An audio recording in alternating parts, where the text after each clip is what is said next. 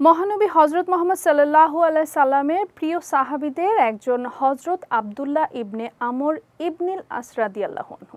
তিনি বেশিরভাগ সময় রাসূলুল্লাহ সাল্লাল্লাহু আলাইহি সাল্লামের সঙ্গেই কাটাতেন। রাগ অথবা স্বাভাবিক সময় যে কোনো মুহূর্তে রাসূলুল্লাহ সাল্লাল্লাহু আলাইহি সাল্লামের মুখ থেকে কোনো কথা বের হলে তিনি তা লিখে রাখতেন। রাসূলুল্লাহ সাল্লাল্লাহু আলাইহি সাল্লামের সার্বক্ষণিক সহচর এই সাহাবীকে নিয়ে বিস্তারিত জানাচ্ছেন সঙ্গীতা শাহ।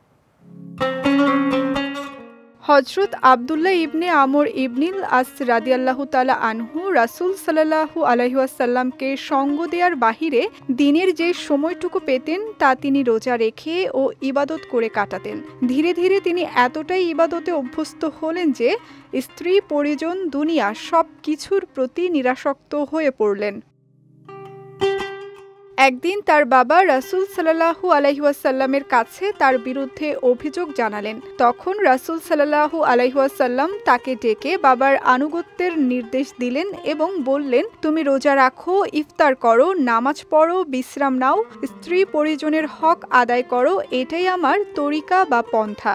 যে আমার তরিকা প্রত্যাখ্যান করবে সে আমার উম্মতের মধ্যে গণ্য হবে না। এদিকে ওই সাহাবীর কোরআন তিলাওয়াতের প্রতিও প্রচুর আগ্রহ ছিল। তিনি এত বেশি কোরআন তিলাওয়াত করতেন যে প্রতি 3 দিনে একবার খতম করতেন। জ্ঞান ও মানমর্যাদার দিক দিয়েও সাহাবীদের সমাজে তার বিশেষ অবস্থান ছিল। মাতৃভাষা আরবি ছাড়াও হিব্রু ভাষায় তার পাণ্ডিত্য ছিল। তাওরাত ও ইনজিলও গভীরভাবে অধ্যয়ন করেছিলেন তিনি। হাদিসে নববীর বিশাল ভাণ্ডার জমা ছিল তার কাছে। এ বিষয়ে আবু হুরায়রা রাদিয়াল্লাহু তাআলা আনহু বলেন, আমার থেকেও আব্দুল্লাহ ইবনে আমরের বেশি হাদিস মুখস্থ ছিল, কারণ তিনি রাসূল সাল্লাল্লাহু আলাইহি ওয়াসাল্লামের কাছ থেকে যা শুনতেন তাই লিখে রাখতেন।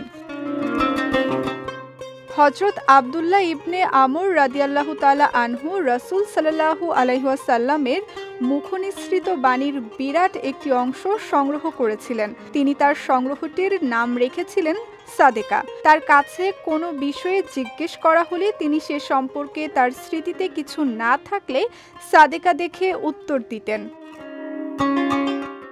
সঙ্গীতা শাহ, বিজয় টিভি, নিউজ ডেস্ক।